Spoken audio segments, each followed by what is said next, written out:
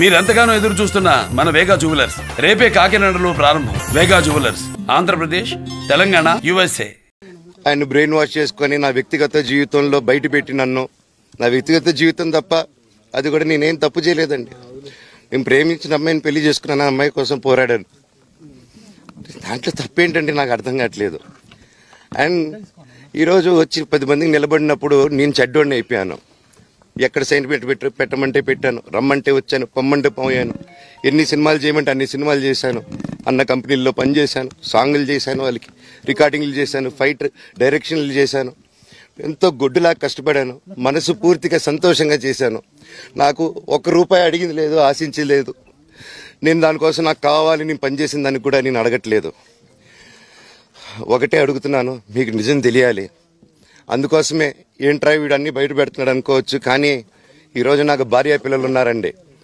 ఈరోజు నేను నిలబడకపోతే రేపు నా కొడుకు పెద్దోడైన తర్వాత, కూతురు నేను పెద్ద అయిన తర్వాత వాళ్ళకి నేను సమాధానం చెప్పుకోలేను. నేను దొంగతనం చేసి వేరే వాళ్ళు కడుపులు కొట్టి నా పిల్లల మొహం నేను చూడలేను, ఆ కూడు నా పిల్లలకి పెట్టలేను. మా నాన్న నన్ను అలా పెంచలేదు, మా అమ్మ నన్ను అలా పెంచలేదు. మధ్యలో మా అమ్మ నలిగిపోతుంది. మా అమ్మని హాస్పిటల్లో అడ్మిట్ అయ్యారని చెప్పి నేను అబద్ధాలు ఆడారు. హాస్పిటల్కి వెళ్ళి చెక్ చేయించుకుంది అమ్మ. నువ్వు వెళ్ళిపో ఇంట్లో నుంచి, నువ్వు వెళ్ళిపోతే వీడిని చూసుకుంటావు మేమంటే, మేము మంచిగా మాట్లాడి పంపిస్తా అంటే నమ్మి ఆవిడ 3 రోజుల నుంచి దడదడగా ఉంటే వెళ్ళింది ఇల్లమ్మ అంటే. ఏ ఏజీకి వెళ్ళడం వాస్తవం చూపించుకొని ఇమీడియట్గా మా అన్నింటికి వెళ్ళిపోయి అన్నింట్లో పడుకున్నారు. విష్ణు గారు ఎప్పుడు క్రమశిక్షణ గురించి మాట్లాడతారు, మీరు ఐకమత్యం గురించి మాట్లాడతారు, మేమందరం ప్రేమానురాగాలతో ఉన్నామని మీరు చెప్పుకుంటూ ఉంటారు. ఇప్పుడు మళ్ళీ అది మొదటికి వస్తున్నది. ఎందుకు మీ మధ్య ఐకమత్యం చెడింది? ఎందుకు క్రమశిక్షణ తప్పింది? ఎందుకు ప్రేమాభిమానాల మధ్య ద్వేషం ఎందుకు వచ్చింది? Families are complicated. అదే ఎందుకు? I wish I knew I had an answer for that. దానికి జవాబు ఉంది. ఆస్తుల వివాహం. I wish I had an answer for it. ఏది ఒకవేళ ఆన్సర్ ఉన్నా కూడా నాకు మీకు చెప్పడం నాకు ఇష్టం లేదు. But definitely not the marriage. అంటే మనోజ్ గారు ఆయన భార్య వచ్చిన తర్వాత మారిపోయాడు, వాళ్ళిద్దరు కలిసి ఇది అంతా చేస్తున్నారు అనేసి చెప్పారు ఆయన పార్టీ మీద. నాన్నగారు అంటే భార్య మాట విని మనోజ్ ఇలా తాగేసి అలా చేస్తూ ఉన్నాడు అని అంటున్నారు. I will not answer that question. Manoj లో ఈ మార్పు ఎప్పటి నుంచి వచ్చింది? ఒక అన్నగా ఇది కరెక్ట్ కాదు అని మీరు కుటుంబంలోని సమస్యను పరిష్కరించుకునే ప్రయత్నం ఏమైనా చేశారా, లేకపోతే మనోజ్ ఒంటరినే చేయాలనుకున్నారా? సారీ, గతంలో ఒక వీడియో వస్తే ఇదంతా కూడా ప్రాంక్ వీడియో జరిగినటువంటి గొడవని కప్పిపుచ్చే ప్రయత్నం చేస్తారు. అంటే మొదటి నుంచి వివాదం ఉందా, లేకపోతే 2 రోజుల నుంచే ఈ వివాదాలు ఉన్నాయని? I'm not going to answer that question. Manoj లో ఈ మార్పు ఎప్పటి నుంచి వచ్చింది? తల్లిదండ్రుల పట్ల వ్యతిరేక భావన మార్పు ఎప్పటి నుంచి వచ్చింది?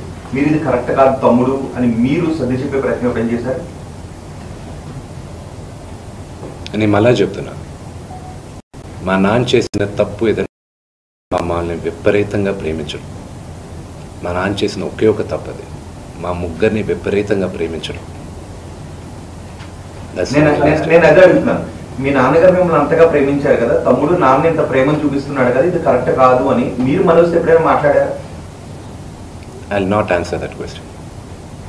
ఇప్పుడు లక్ష్మిని ఎప్పుడైనా అలా చేసుకున్నారు మీరు, లక్ష్మి గారు మీరు అందరూ కలిసి కూర్చుని మనం ఒకటిగానే ఉందాం బయట? నా పద్ధతి వరకు నేను చెప్తానండి.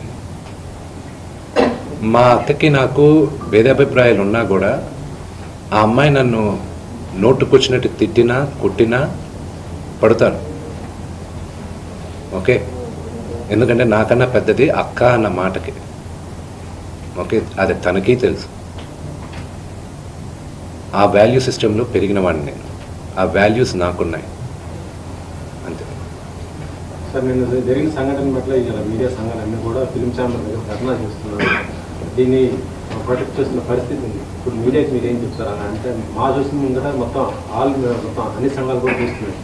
కొంత కోపంతో ఉన్న పరిస్థితి ఉంది. అంటే జరిగిపోయిన సంఘటన అది ఎవరికి కూడా మంచిది కాదు. కాబట్టి మీరేం చెప్తారు మీ నుంచి? మళ్ళీ నేను ముందు చెప్పేది ఏంటంటే, మీడియాకి నా ప్రేయర్ ఒకటే, అది జరిగింది ఉద్దేశపూర్వకంగా జరగలేదు. అది you should understand the situation first. అక్కడ టోటల్ వీడియో ఒకసారి చూడండి, మీడియా వాళ్ళే తీసిన వీడియో. ఆయన ఫస్ట్ వచ్చిన సిచ్యువేషన్ చూడండి. ఆయన రిక్వెస్ట్తో చేతులు జోడించి ముందుకొస్తూ ఉన్నారు.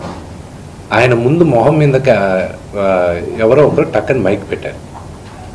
ఆల్రెడీ అక్కడ ఇల్లు గేటు పగలగొట్టి లోపలికి కొంతమంది వస్తే ఆయన యాంగర్లో ముందుకు వస్తున్నారు, ఎవడు నా ఇంట్లోకి వచ్చింది అని.